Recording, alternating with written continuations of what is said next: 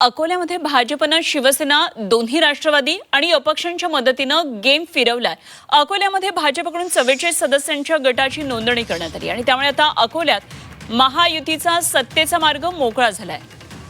शहर सुधार आघाडीच्या नावाखाली भाजपकडून 44 नगरसेवकांची यादी विभागीय आयुक्त अमरावती यांच्याकडे सादर करण्यात आली आहे। या यादीमध्ये भाजपचे 38 नगरसेवक आहेत। राष्ट्रवादी, शिवसेना आणि अपक्ष नगरसेवकांसह राज्यात विरोधी पक्ष असलेल्या राष्ट्रवादी काँग्रेस, शरदचंद्र पवार पक्षाच्या 3 नगरसेवकांच्या स्वाक्षऱ्यांचा सुद्धा समावेश आहे। आणि झी 24 तासनं आठवडाभर आधीच भाजपनं राष्ट्रवादी काँग्रेस, शरद पवार पक्षाची सत्ता स्थापनेसाठी बोलणी सुरू आहे अशी बातमी दाखवलेली होती आणि या बातमीवर शिक्कामोर्तब झाले।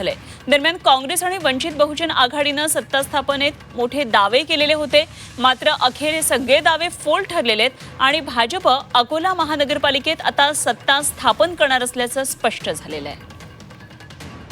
तो आता काय बोलावं, कोण कुठे जाईल, कोण काय करेल, त्यामुळे आज तरी राजकारणाची 2014 पासून ऐशी तैशीच झालेली आहे। ना आयडियोलॉजीवर विचार पुढे पक्ष चालतो आहे, ना वैचारिक अधिष्ठान राहिला आहे, वैचारिक प्लॅटफॉर्म राहिला आहे।